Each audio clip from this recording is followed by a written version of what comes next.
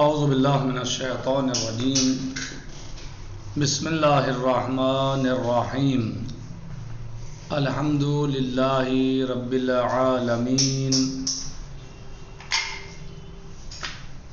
باعث الانبیاء والمرسلین بارئ الخلائق اجمعین ثم الصلاة والسلام علی سید المرسلین ابی القاسم المصطفى محمد اللهم صل على محمد وآلہ الطیبین الطاہرین وعجل فرجہم۔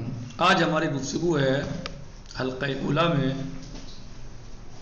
وہ علاقات جو پائے جاتے ہیں حکم اور اس کے متعلق کے بارے میں۔ یعنی اب تک ہم نے گفتگو کی حکم اور اس کے موضوع کے بارے میں، اور اب ہم گفتگو کرتے ہیں حکم اور متعلق حکم کے بارے میں کہ وہ علاقات جو حکم اور اس کے متعلق کے درمیان پائے جاتے ہیں۔ ہم نے گزشتہ دروس میں قدر ممکن کوشش کی حکم اور اس کے موضوع کو سمجھنے سمجھانے کی، اور جعل اور فعلیت کے بارے میں ہم نے گفتگو کی، اور یہ سمجھنے کی کوشش کی کہ وہ علاقات جو حکم اور اس کے موضوع کے درمیان پائے جاتے ہیں۔ آج ہم کوشش کرتے ہیں ان علاقوں کو سمجھنے کی جو حکم اور اس کے متعلق کے درمیان پائے جاتے ہیں۔ کہہ رہے ہیں کہ عرفنا ان وجوب الصوم مثلا موضوعه مؤلف من عدت عناصر۔ یہ بات ہم جان چکے ہیں گزشتہ دروس میں کہ وجوب صوم جو ہے اس کا موضوع تالیف ہوتا ہے بعض یا مختلف عناصر کے ذریعے، من عدت عناصر، بہت سے عناصر کے ذریعے، تتوقف علیہا فعلیت الوجوب، جس پر وجوب کی فعلیت موقوف ہے۔ یعنی ہم اس بات کو جان چکے ہیں کہ وجوب صوم کا جو موضوع ہے وہ مختلف عناصر سے تالیف ہوتا ہے، اور وہ موقوف ہے فعلیت وجوب پر، تتوقف علیہا فعلیت الوجوب، اور اس پر فعلیت وجوب موقوف ہوتی ہے، یعنی موضوع پر یا ان عناصر پر، صحیح، جن سے موضوع بنتا ہے، جن سے موضوع تالیف ہوتا ہے، انہی پر جو ہے فعلیت وجوب جو ہے وہ موقوف ہوتی ہے۔ جیسے آپ کو یاد ہو مثال، بسم اللہ الرحمن الرحیم، فمن شہد منکم الشہر فلیصمہ، صحیح، ومن کان منکم مرضا علی سفر فعدۃ من ایام اخر، مثلا آیت شریفہ اس طرح پورا، یعنی جو آیت صوم ہے اس میں بیان کیا گیا ہے کہ مثلا جو ماہ مبارک رمضان کا روزہ رکھے، وہ جو ماہ مبارک رمضان کا چاند دیکھے، تو پہلی شرط ہے مثلا پہلے شہ رمضان مبارک کا چاند دیکھے، پھر یہ ہے کہ وہ مسافر نہ ہو اور مریض نہ ہو۔ تو یہ تینوں چیزیں جو ہیں موضوع بنی کس چیز کا؟ وجوب صوم کا۔ تو یہ تین چیزیں مثلا یہ عناصر ہیں، مختلف عناصر ہوئے، چاند کا دیکھنا یعنی چاند کا نمودار ہونا، نکلنا، مسافر نہ ہونا مکلف کا، اور مکلف کا مریض بھی نہ ہونا۔ اگر ان تینوں چیزوں میں سے کوئی ایک بھی ہے تو پھر روزہ واجب نہیں ہوگا۔ تو وجوب صوم کے لیے ضروری ہے ان تینوں چیزوں کا، یعنی اس طرح ہونا کہ چاند بھی نظر آ جائے، مسافر بھی نہ ہو مکلف، اور مکلف مریض بھی نہ ہو، تو اس کے اوپر روزہ واجب ہوگا۔ تو یہ وجوب صوم، وجوب روزہ، یہ موقوف ہے کس کے اوپر؟ ان تینوں چیزوں کے اوپر، صحیح۔ اگر ان میں سے ایک بھی شرط نہ پائی جائے تو روزہ واجب نہیں ہوگا، یعنی یہ شرطیں ہونی چاہیے جب جو ہے وہ روزہ واجب ہوگا۔ کہنا ہے فلا یکون الوجوب فعلیا وثابتا الا اذا وجد المکلف غیر مسافر ولا مریض الا وجد مکلف۔ کہہ رہے ہیں کہ وجوب فعلی نہیں ہوگا، صوم کا وجوب فعلی نہیں ہوگا، یعنی شریعت میں واجب ہے روزہ، لیکن کسی پر واجب نہیں ہوگا، مکلف پر واجب نہیں ہوگا اس وقت تک، یعنی فعلی نہیں ہوگا یہ وجوب اس کا، اور ثابت نہیں ہوگا مگر جب مکلف جو ہے وہ غیر مسافر ہو اور مریض نہ ہو۔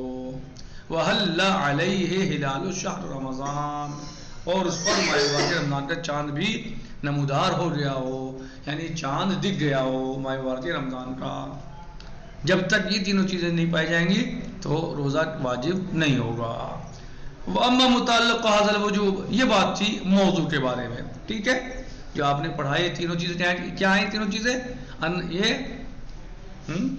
عنصر ہیں موضوع کے لیے، یہ تینوں چیزیں عنصر ہیں موضوع کے، یعنی ان سے تینوں چیزوں سے مل کے موضوع بنتا ہے وجوب صوم کا، صحیح موضوع بنتا ہے۔ وَأَمَّا مُتَعَلِّقُ هَذَا الْوُجُوبِ، اب بات ہے متعلق وجوب کی، فَهُوَ الْفِعْلُ الَّذِي يُؤَدِّيهِ الْمُكَلَّفُ نَتِيجَةً لِتَوَجُّهِ الْوُجُوبِ إِلَيْهِ، متعلق وجوب کیا ہے؟ وَأَمَّا مُتَعلِّقُ هَذَا الْوُجُوبِ، اس وجوب کا متعلق کیا ہے؟ فَلْيَصُمْ، ہو جائے جو امر ہے، مثلا کہہ رہے ہیں کہ متعلق هذا الوجوب فَهُوَ الْفِعْلُ الَّذِي يُؤَدِّيهِ الْمُكَلَّفُ، وہ فعل ہے کہ جو مکلف انجام دیتا ہے، نتیجے میں لِتَوَجُّهِ الْوُجُوبِ إِلَيْهِ، وجوب جب اس کی طرف متوجہ ہو تو اس کے نتیجے میں مکلف جس فعل کو انجام دیتا ہے وہ متعلق وجوب ہوتا ہے۔ اگر آئی بات سمجھ میں آئی؟ متعلق کیا ہے؟ متعلق وجوب وہ فعل کہ جس کو مکلف انجام دیتا ہے واجب ہونے کی وجہ سے، وجوب کی وجہ سے، صحیح، جب مکلف کی طرف جو ہے وجوب متوجہ ہو جائے اس سے، صحیح، تو اب وہ جو فعل انجام دے گا اسے متعلق حکم کہا جاتا ہے۔ وَهُوَ الصَّوْمُ فِي هَذَا الْمِثَالِ، اور وہ اس مثال میں کیا ہے؟ روزہ ہے۔ مثلا بسم اللہ الرحمن الرحیم، فَمَنْ شَهِدَ مِنْكُمُ الشَّهْرَ فَلْيَصُمْهُ، جو ماہ مبارک رمضان کے چاند دیکھے اس کے اوپر روزہ واجب ہے اور روزہ رکھے، فَلْيَصُمْهُ، وہ روزہ رکھے۔ تو چاند دیکھنا یہ موضوع ہے، چاند کا ثابت ہونا موضوع ہے، اور وجوب جو ہے خود وجوب یہ حکم ہے، اور خود روزہ رکھنا فعل یہ کیا ہے؟ متعلق حکم ہے۔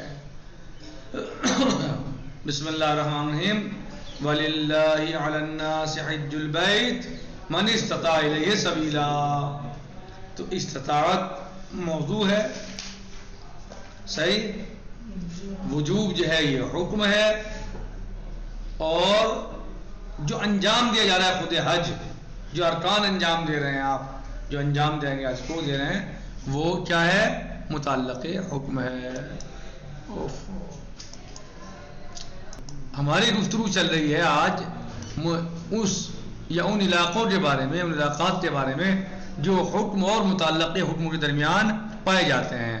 تو یہ کہہ رہے ہیں کہ ہم نے اس بات کو جان لیا وجوب صوم کے بارے میں، سمجھا ہے ہم نے کہ جو وجوب صوم جو ہے اس کا موضوع جو ہے وہ تالیف ہوتا ہے بعض عناصر سے مل کر یا مختلف عناصر سے مل کر، جیسے فمن شاہد منکم الشہر فلیصمہ، صحیح، جو ماہ مبارک رمضان کا چاند دیکھے اس پر روزہ واجب ہے، صحیح، تو یا اور مثلا وہ مسافر نہ ہو، اور یہ کہ وہ مریض نہ ہو، ومن کان مریضا وعلی سفر فعدۃ من ایام اخر، جو مریض ہے یا مسافر ہے اسے کیا کرنا ہے؟ اسے بعد میں قضا کرنی ہے، اس وقت اس پر روزہ واجب نہیں ہے، ماہ رمضان میں روزہ اس پر واجب نہیں ہے۔ تو یہ سفر یعنی رمضان کا چاند دیکھنا، مسافر نہ ہونا اور مریض بھی نہ ہونا، یہ تینوں چیزیں ان سے مل کے کیا بنتا ہے؟ موضوع حکم بنتا ہے۔ کیا ہے یہ؟ موضوع، اسے موضوع کہا جاتا ہے۔ اب مسئلہ رہا متعلق حکم کیا ہے؟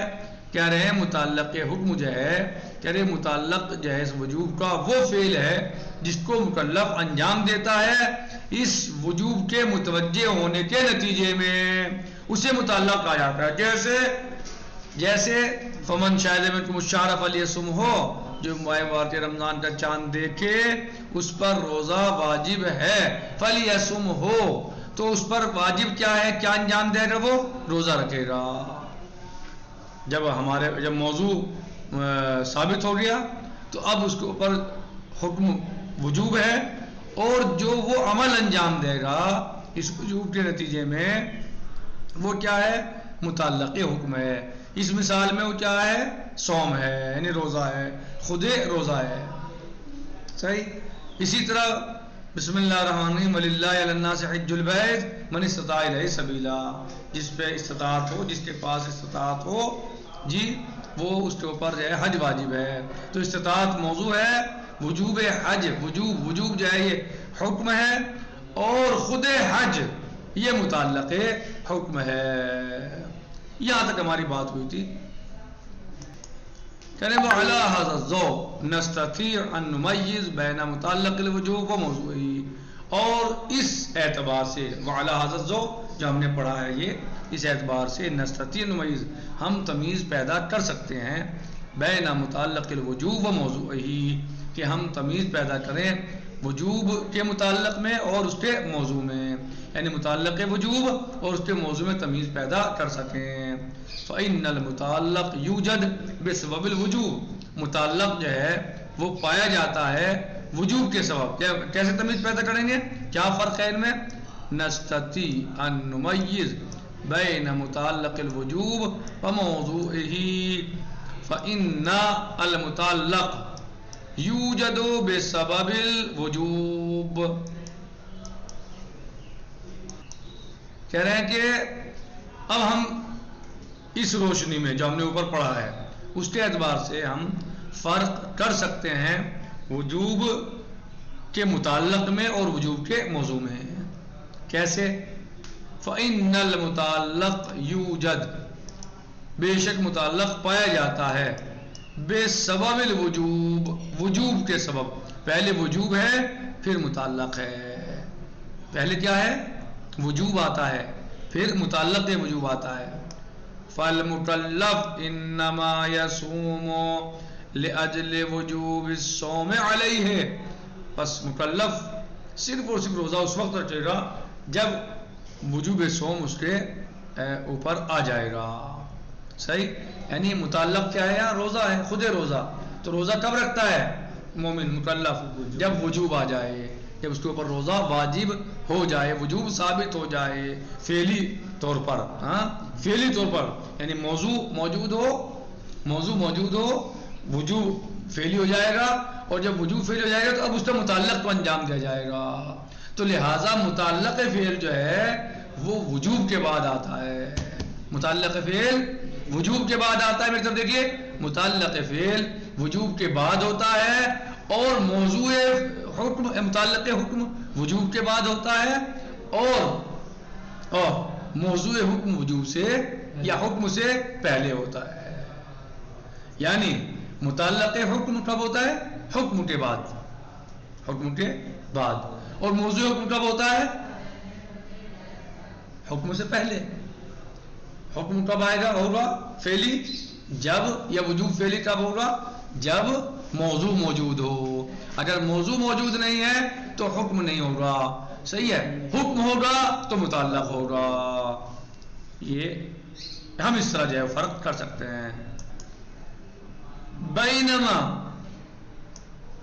یوجد الحکم نفس، جبکہ ہم دیکھتے ہیں کہ خود حکم جو ہے وہ پایا جاتا ہے بے سبب الموضوع، موضوع کی وجہ سے۔ متعلق کس کے بعد ہے؟ حکم کے بعد یا وجوب کے بعد، ٹھیک؟ اور حکم کس کے بعد آتا ہے؟ یہ کس کے سبب سے آتا ہے؟ موضوع کی وجہ سے آتا ہے۔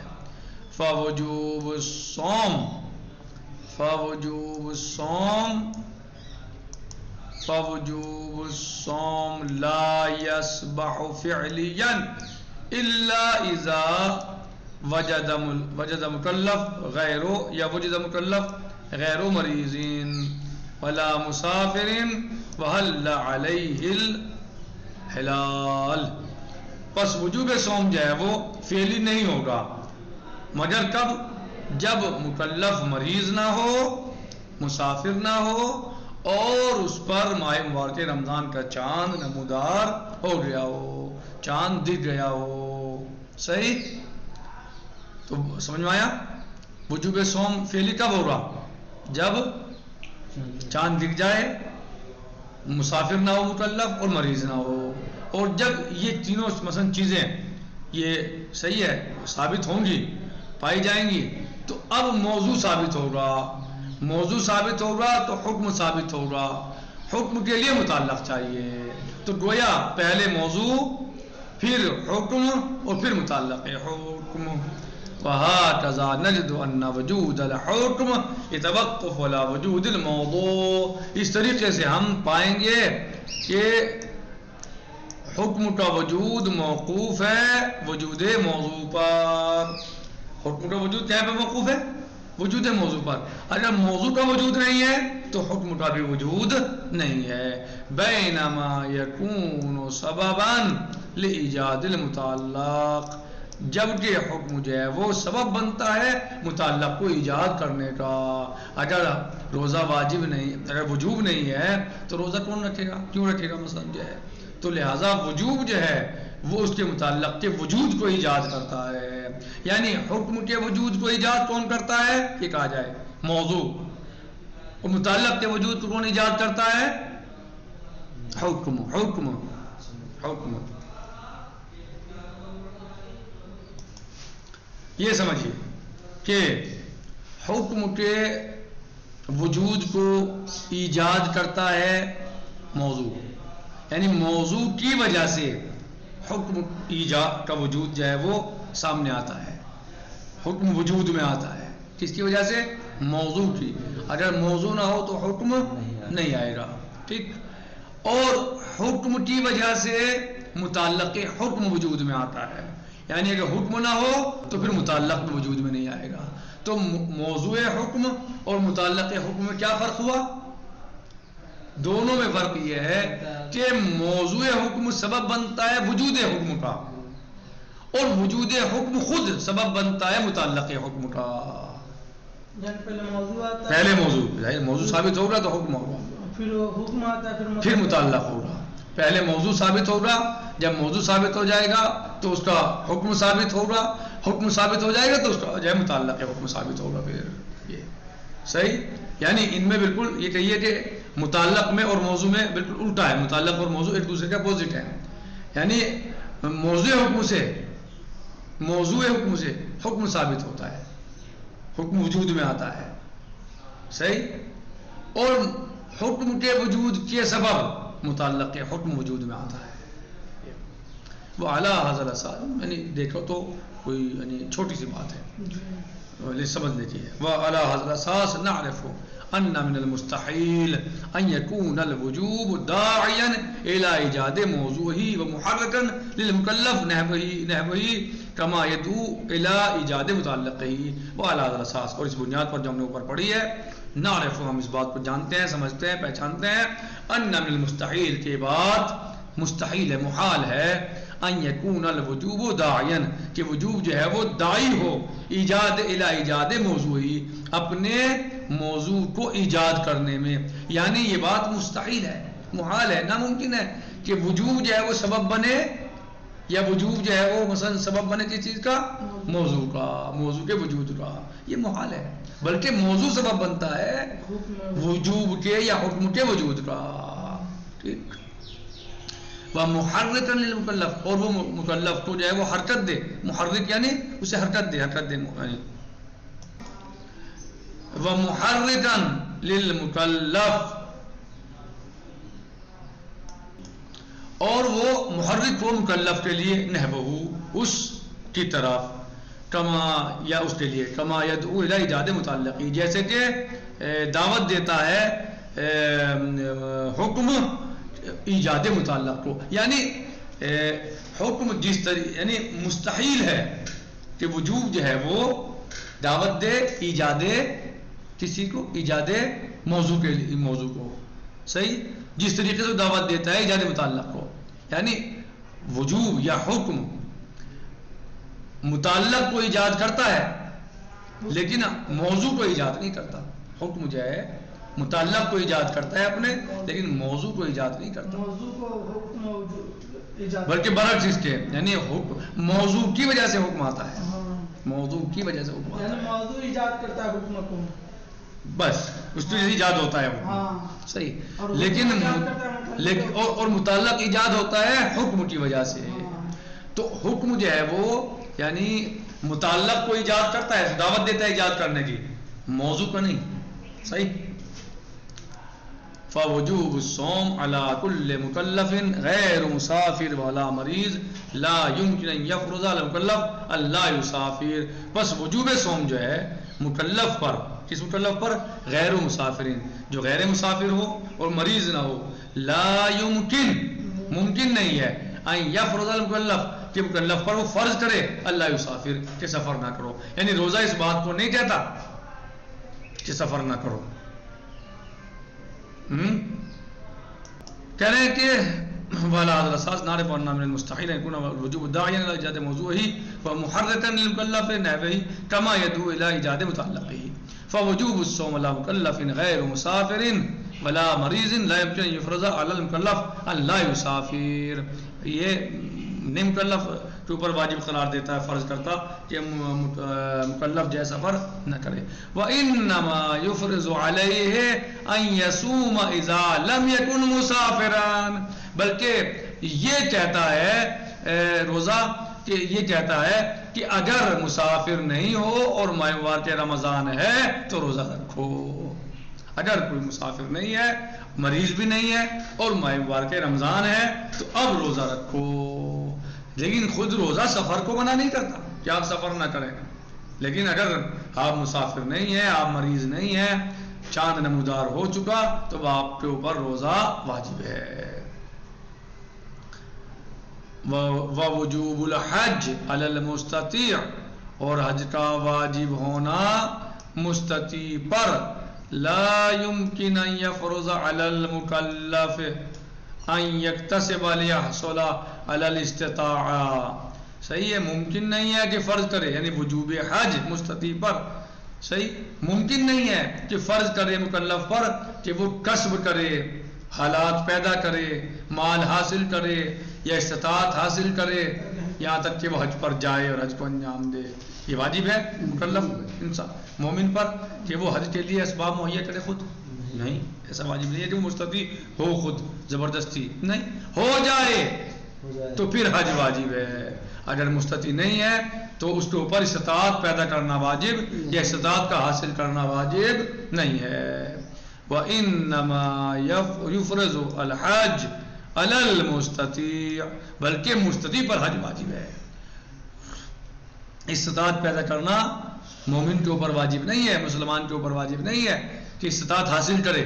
لیکن اگر استطاعت ہو گئی، مستطیع ہو گیا تو اس پر حج واجب ہے. لأن الحکم، اس لیے کہ حکم لا یوجد الا بعد وجود موضوعه، اس لیے کہ حکم نہیں پایا جاتا، حکم نہیں آتا مگر وجود موضوع کے بعد. پہلے جب وجود موضوع ہوگا، موضوع موجود ہوگا، موضوع پایا جائے گا تو حکم آئے گا. فقبل وجود الموضوع، پس موضوع کے وجود سے پہلے لا وجود للحکم، حکم کا وجود نہیں ہے. یعنی موضوع سے پہلے حکم نہیں ہے، موضوع سے پہلے حکم نہیں ہے، پہلے موضوع ہے بعد میں حکم ہے. لا وجود للحکم لکی یکون داعیا الى ایجاد موضوعه. فقبل وجود الموضوع، پس موضوع کے وجود سے پہلے حکم کا وجود نہیں ہے تاکہ وہ داعی ہو، یعنی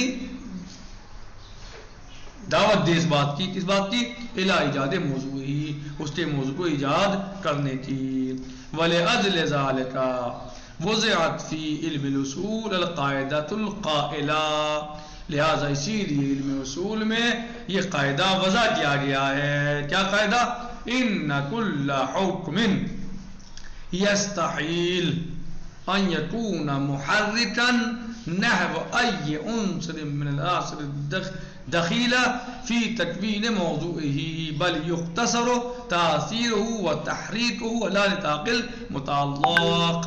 اسی لیے علم اصول میں قاعدہ وضع کیا گیا کہ ان کل حکم، ہر حکم مستحیل ہے حکم کے لیے کہ وہ محرک ہو کسی ایسے عنصر کا عناصر میں سے جو داخل ہوں تکوین موضوع میں، بلکہ یختصر و تاثیر و تحریک ہو، بلکہ اس پر اختصار ہوتا ہے کہ اس کا اثر ہوگا اور وہ حرکت دے گا حکم کسی کو علی نطاق متعلق ہو۔ نتیجۃ القول و خلاصۃ الدرس یہی ہے کہ حکم، موضوع حکم اور متعلق حکم، ان دونوں میں کیا فرق ہے؟ موضوع حکم اسے کہتے ہیں جو بعض چیزوں سے، بعض عناصر سے مل کے ایجاد ہوتا ہے۔ موضوع حکم بعض عناصر سے مل کے ایجاد ہوتا ہے، وجود میں آتا ہے، وہ ثابت ہوتا ہے، اس کا ثبوت مثلا بعض عناصر سے مل کے وجود میں آتا ہے، وہ ثابت ہوتا ہے، صحیح ہے، اس کا وجود آتا ہے۔ کیا ہے موضوع حکم؟ موضوع حکم یعنی بعض عناصر سے مل کے وجود میں آتا ہے موضوع حکم جو ہے، اور اسے یہ ہوتا ہے کیا؟ موضوع حکم۔ متعلق حکم کیا ہے؟ وہ فعل جو موضوع اور حکم کے بعد انجام دیا جائے، وہ متعلق حکم ہے، یعنی جو موضوع اور حکم یا وجوب کے بعد جسے انجام دیا جائے اسے متعلق حکم کہتے ہیں۔ مثال دی تھی مثلا جیسے بسم اللہ الرحمن الرحیم فمن شہد منکم الشہر فلیصمہ، مثلا کہ جو تم میں سے ماہ مبارک رمضان کا چاند دیکھے وہ روزہ رکھے، تو چاند دیکھنا، چاند نکلنا یا سفر پر نہ ہونا یا بیمار نہ ہونا یہ موضوع ہے، موضوع حکم۔ حکم کیا ہے؟ وجوب۔ متعلق حکم کیا ہے؟ روزہ، خود روزہ متعلق حکم ہے۔ ایک بات۔ دوسری بات یہ ہے کہ موضوع حکم اور متعلق حکم میں کیا فرق ہے؟ کہہ رہے ہیں کہ موضوع حکم کی وجہ سے، موضوع حکم کی وجہ سے حکم وجود میں آتا ہے، موضوع کی وجہ سے حکم وجود میں آتا ہے۔ کیا؟ موضوع کی وجہ سے حکم وجود میں آتا ہے، موضوع کی وجہ سے حکم وجود میں آتا ہے، اور حکم کی وجہ سے متعلق وجود میں آتا ہے، یعنی حکم کی وجہ سے موضوع وجود میں نہیں آتا، حکم کی وجہ سے موضوع وجود میں نہیں آتا، جبکہ حکم کی وجہ سے متعلق وجود میں آتا ہے۔ صحیح؟ یعنی حکم معلق ہے موضوع پر، حکم معلق ہے موضوع پر، اور متعلق حکم جو ہے وہ معلق ہے کس پر؟ حکم پر۔ حکم ہوگا تو متعلق حکم ہوگا، اگر حکم نہیں ہے تو پھر حکم متوجہ نہیں چیز طرف تو جائے تو متعلق کا کیا ہوگا؟ صحیح ہے؟ حکم ہوگا تو موضوع ہوگا۔ جی جی، موضوع ہوگا تو حکم ہوگا، اور حکم ہوگا تو جو ہے متعلق حکم ہوگا۔ الٹا نہ کرو، ہاں الٹا مت کرو۔ نکتفی علی هذا المقدار، باقی انشاءاللہ غداً سے جی، والحمدللہ رب العالمین، وصلی اللہ علی سیدنا و نبینا اشرف الخلق محمد و آلہ الطاہرین، وعجل فرجہم۔ فی امان اللہ، خدا حافظ۔ مطالعہ کرو، مراجعہ کرو، مباحثہ کرو، تاکہ اچھی طریقے سے ذہن نشین ہو جائیں مطالب، اور یہ آپ کے ذہن سے باہر نہ جائیں۔ الحمدللہ رب العالمین، فی امان اللہ، خدا حافظ۔